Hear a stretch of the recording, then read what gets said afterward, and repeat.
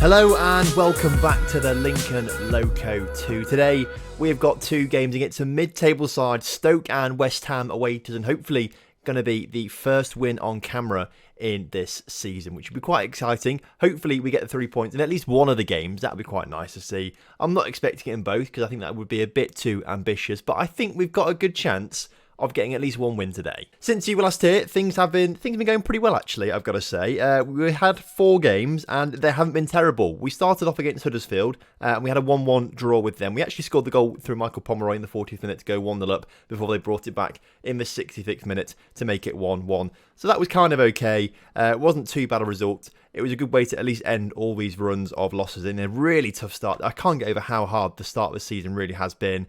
But after that Huddersfield game, we came up against Newcastle United and Dave Ferguson got the goal in that one in the 52nd minute to ensure a 1-0 victory, which was fantastic. What wasn't fantastic was Garana got injured in that game. He's been out for a little while. He's still out actually for this game, but hopefully should be back for next episode, definitely. But that was a bit disappointing to lose him. But we did pick up 3 points there, which were massive. The game afterwards, away to Brighton, Michael Pomeroy got his goal, but unfortunately they scored 3 goals of their own to make sure they won that one 3-1. But then last time out, we travelled to Leicester, and after going 1-0 down through a Ryan Sessegnon goal for Leicester City, Abel and Michael Pomeroy got themselves on the score sheet to make sure we won it 2-1, which was absolutely brilliant. So, picking up 7 points in between episodes from a possible 12, that's really, really good.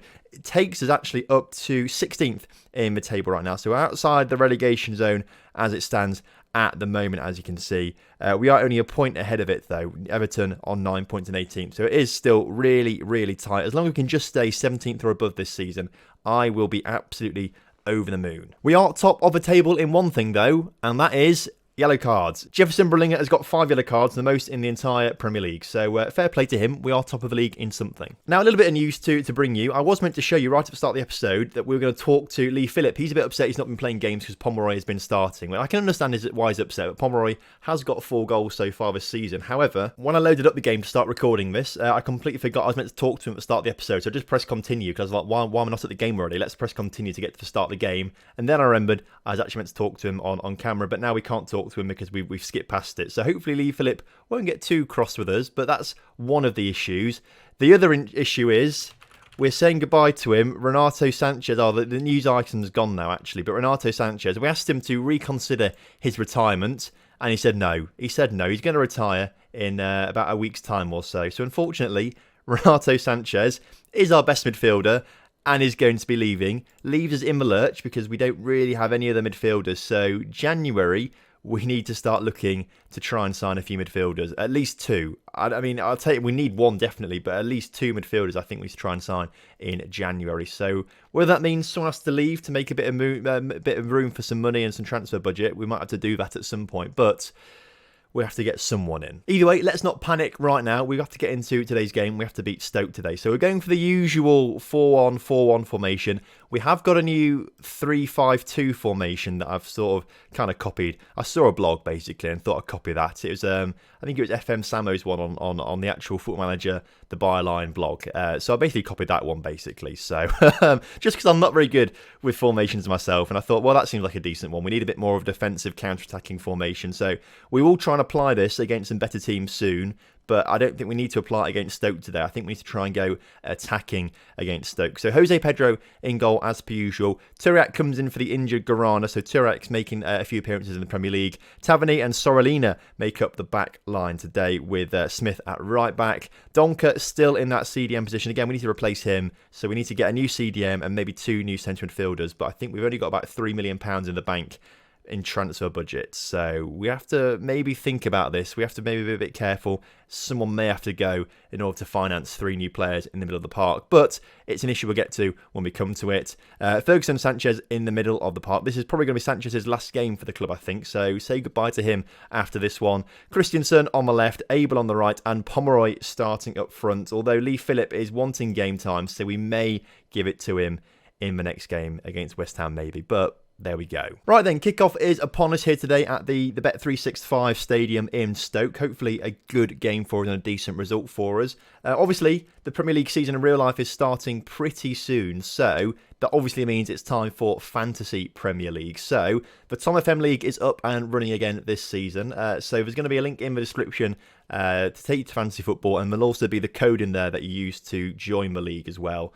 So join the league, get involved with that. That'd be quite good.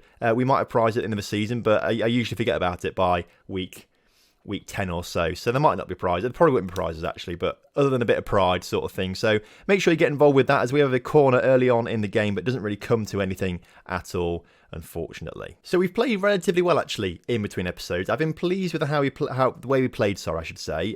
We lost to Brighton obviously, but they're doing very well. They're up to 4th in the table right now. So Brighton having a very, very strong season.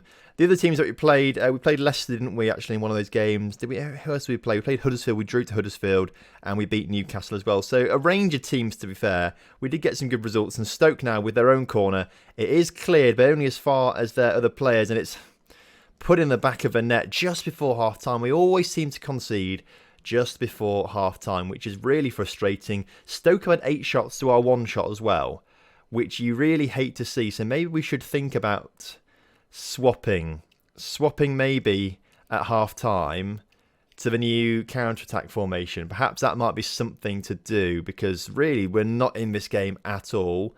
We've been in the game a lot more the past few games, I should say. The past few, in between episodes, we were in the games relatively well. We weren't at the side on top, but we were, in it to have at least a few chances and things like that. So I think what we are going to do, actually, we're going to change to it. Now, this could be woeful. Could be quite good at the same time, though. So we do need to make changes, obviously. Christensen can actually play up front, can't he? We'll leave Christensen up front for now, unless Abel can play up front a little better. He can't actually play up front at all. So Dante Clement's going to come on for Abel in that shadow striker position. Donker has got to come off, probably. Now, how good is Lyle Stone? How good is he? He's not as good as Brillinger, Sorolina or Taverny. Brillinger obviously can't play, because I forgot to mention this as well. He's got a suspension, obviously, for his 5 yellow cards. I meant to mention that earlier on. That's why he's not playing. I think what we're going to do in the meantime, then, is actually bring Lyle Stone on for Donker in that CD and centre defensive, just centre-back position. That's what we're going to do. So they're the 2 changes that will make it half-time, I reckon. We'll probably end up bringing Lee Phillip on later on, but it's worth just trying something different, because we're not in this game at all, and maybe going a bit more counter-attacking is something we can do to try and get into the game or something like that, as we do have a chance very early on as Clement puts his shot. His first touch of the ball, actually, decides to shoot from about 30 yards out, but does put it only just a little bit wide. I mean, fair play to him. He's already doubled our shot total in the game, so if he wants to have shots from there, be my guest. I'm recording this on a Thursday, by the way, which is, in the UK at the moment, the hottest day on record, which is why I'm wearing a vest, and then why it probably looks a little bit weird. I was tempted to do it topless, Christensen's picked up an injury. We were going to take off anyway, but it's a potential foot injury, which is quite worrying for us. So Lee Phillips coming on for him. But Christensen, that's a little worry. But as I was saying, it is the hottest down record in the UK at the moment, so it is baking. I'm sweating so much. I was thinking about doing it topless, because I'm like, what's the point in putting clothes on? Because it literally is just sticking to me. I'm sweating horrible. But then I was thinking, like, no one wants to see that on camera. So I thought I'd put a vest on, which sort of minimises a little bit of skin to clothing contact. I don't know. I mean, I look a bit stupid, really, but you've got to do what you've got to do when it's hot. We've not really done anything to get back in the game in the second half at all, and someone's picked up a bit of an injury there. I'm sure I saw something as Turak plays it into Ferguson, who puts it over the bar on the second time of asking. And it looks like Stoke are going to come out winners here today with 10 minutes to go, unless, of course, we can grab something. Although Moreno on the ball, back to Johnson Hansen.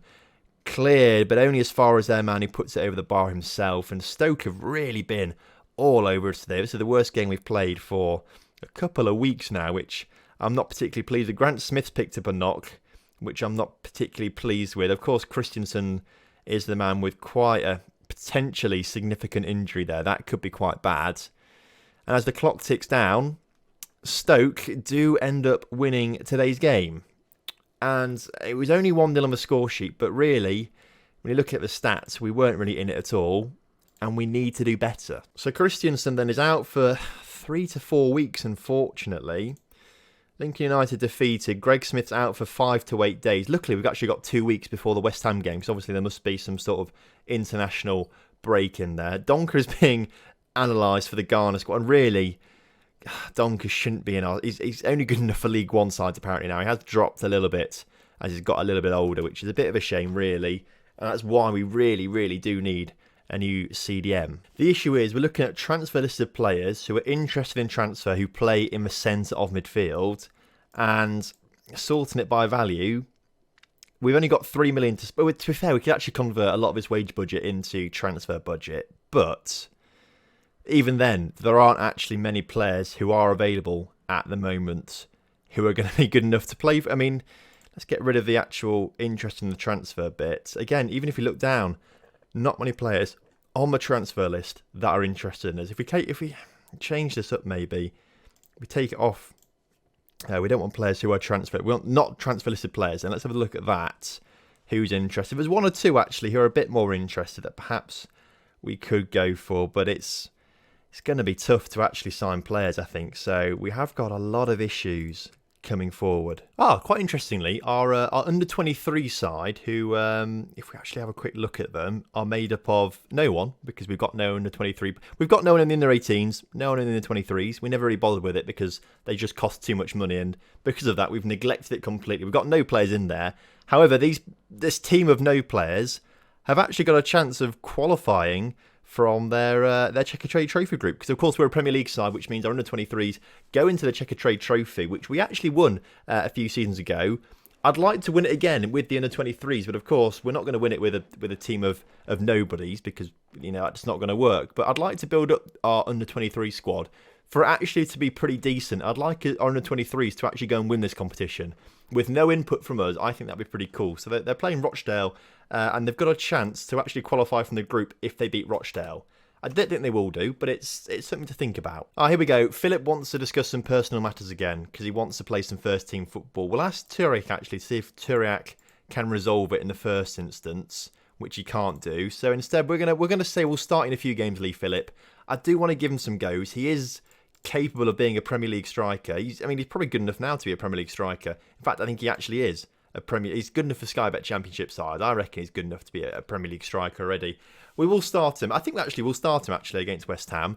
I did think for a moment that said West Ham 17th, and I thought, that's going to be quite a good game. But West Ham at 8th, so they've had a good run of fixtures since last episode. I think last episode down in like 15th or 14th, something like that. So they're in a bit of form, West Ham. So this actually could be quite a difficult game coming up. I don't actually believe this.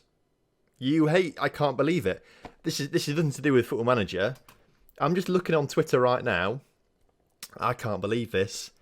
Matt Reed has left Lincoln City in real life. Now, to some of you, that's going to mean absolutely nothing. Matt Reed, absolute legend at Lincoln City. He's been here 4 or 5 seasons now. He's done very, very well. He's been integral in our promotions and things like that. But he's just moved to Billericay Town.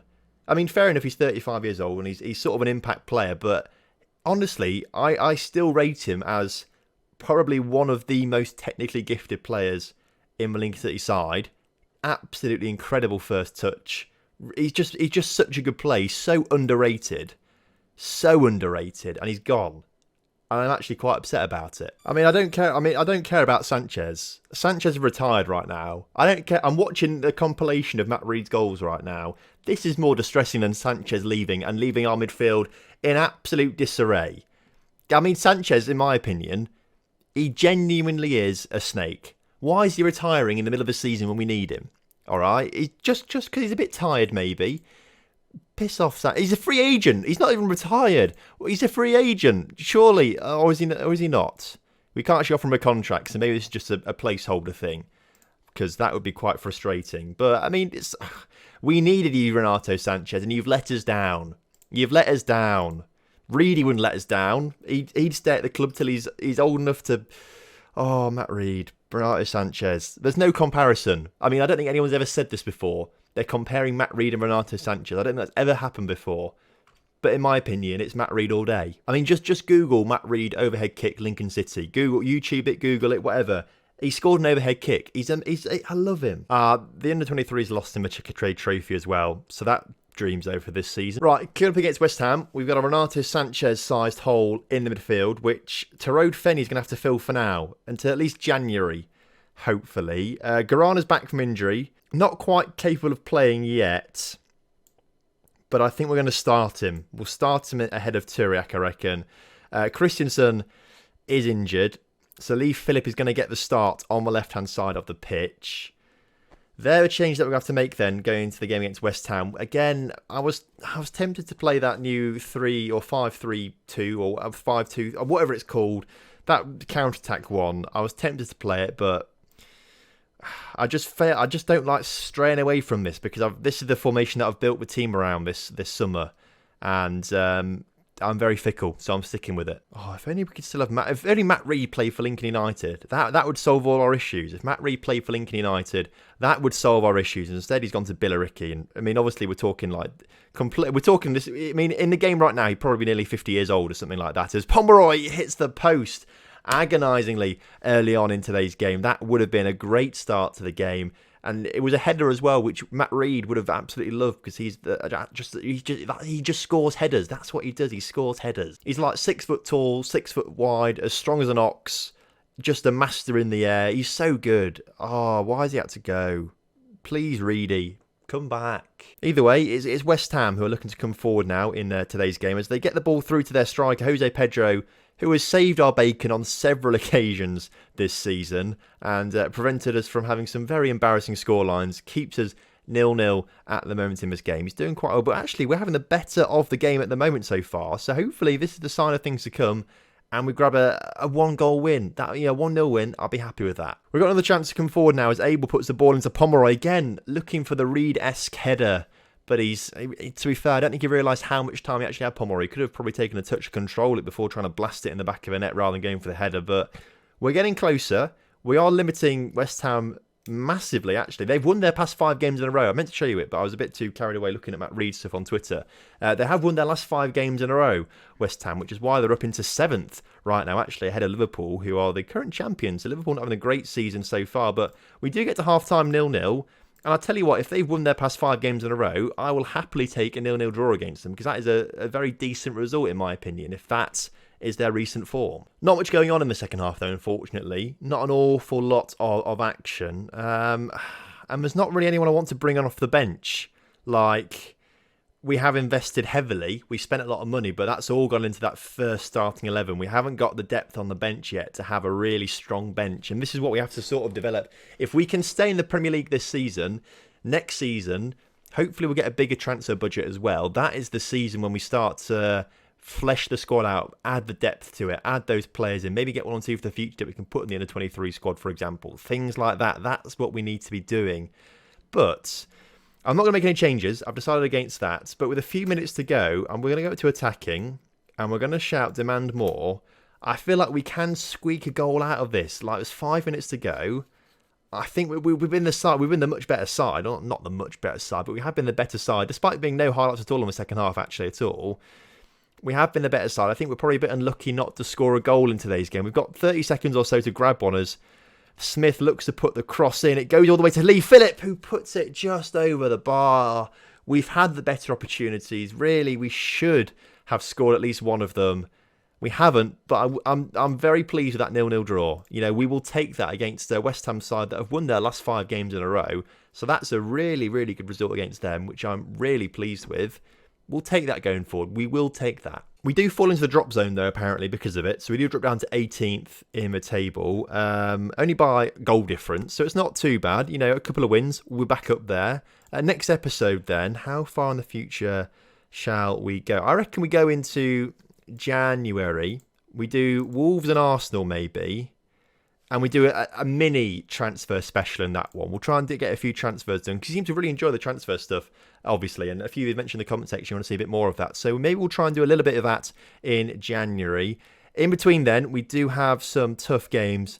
To be fair, we're nearly halfway through the season, actually, if we're coming up towards Arsenal and Liverpool and stuff down here, which is a bit scary, actually, I've got to say. We need to do a bit better than this, I think, in the second half of the season. But Chelsea, we have got tough games. We've got really tough games coming up. Like, that's gone really quickly. we need to do better than that. Either way, Wolves and Arsenal are going to be coming up next episode, so look forward to that one and a little bit of a mini transfer special there. So thank you very much for watching today's video. If you enjoyed it, please do drop a like on it for me and subscribe to the channel if you are new around here. And I'll see you next time for some more Lincoln Loco action.